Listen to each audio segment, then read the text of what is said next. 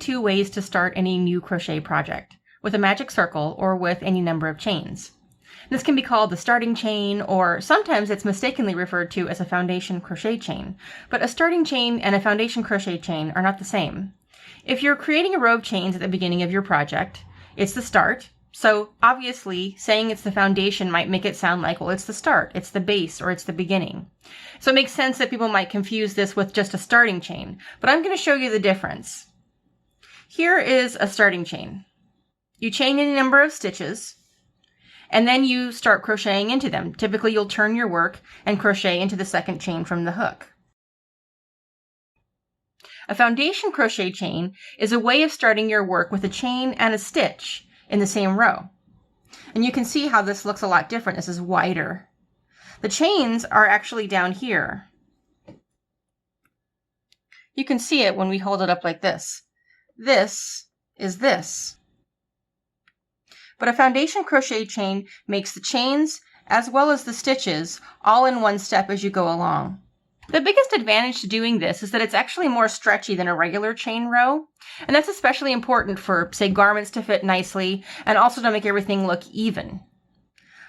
Here are two swatches.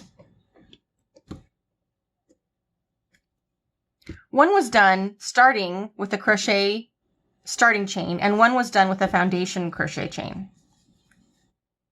Let me flip this over. This was the starting chain, just like this one, where we just chained any number of stitches, and then we would have started turning back and stitching into them. So this was the beginning chain. And then we crocheted several rows. You can see the stretch at the top is not the same as the bottom. So it makes this kind of fan shape. And that can give you an inconsistent tension and a little bit of buckling at the bottom of your chain. So say if this were a hem or the edge of a sleeve or something, it would be smaller than the tops of your stitches. However, this one was started with a foundation crochet chain, which is down here. And you can tell that I haven't blocked either one of these, but you can tell that the tension is a lot more even in this one. The stretch on the top is the same as the stretch on the bottom. So it doesn't really fan out, whereas this makes that fan because the tension on top and bottom are not even.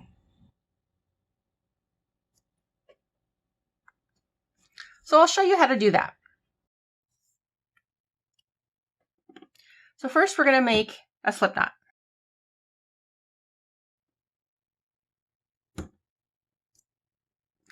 Now I'm going to show you how to do the single crochet foundation chain, but really you can do any stitch you want at the beginning of your project. You can do a single crochet foundation chain, a double crochet foundation chain, half double, treble, whatever you want. It really just depends on how many loops you start off with. So we're going to chain 2 because we need enough for a stitch to be able to go into a stitch and one more. So we've got 2 chains on our hook. Now a chain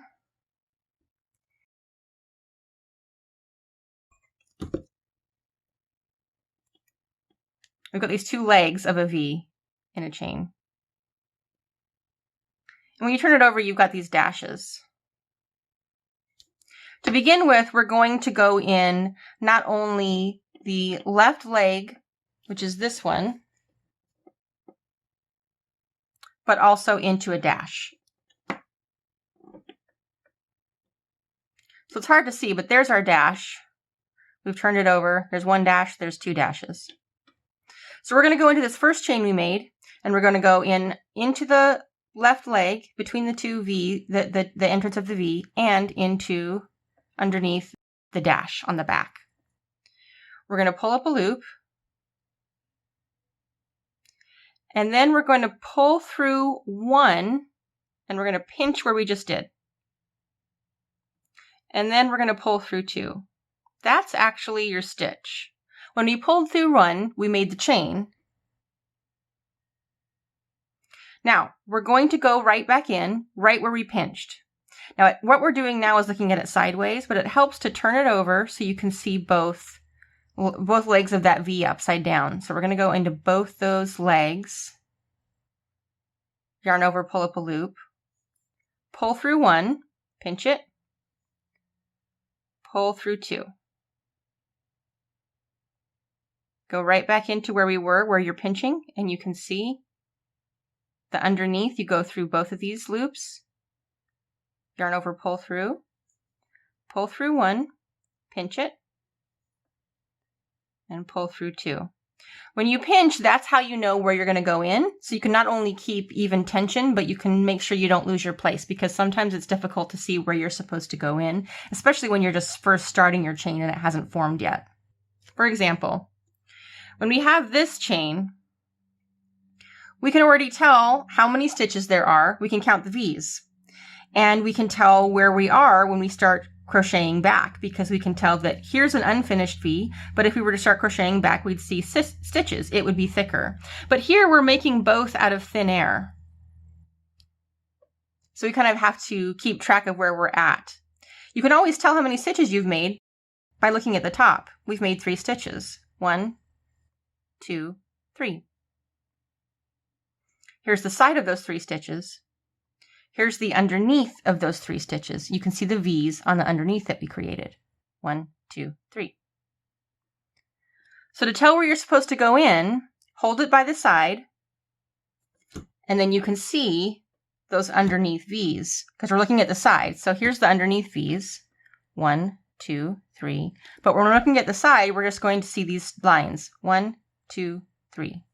So we want to go in the very last line we made, which is right there.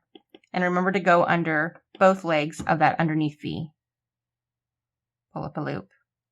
Pull through one, pinch, pull through two. Go into where you pinched, flip it over so you can see both legs of that V. Go on. Pull up a loop, pull through one, pinch, pull through two. One more time, go in where you were pinching, flip it over so you can see the underneath. Pull through one, pinch, pull through two. Now you can actually see what we've created. What we've created is essentially like this row, or say this row. It's difficult to see because, again, it's on the side, but that's what you're seeing is the side. You're exactly seeing one of these.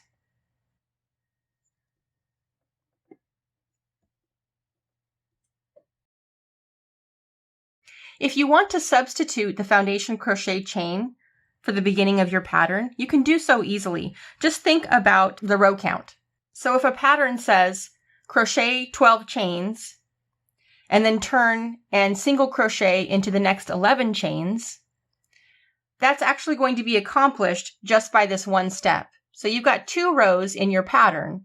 The first row might be counted as the chain row. The second row is the row going back in the single crochets. But you've done 2 in 1. So just make sure to consider that when you count what row you're on.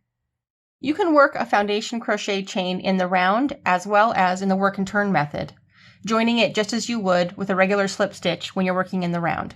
Give it a try. I hope you like the results.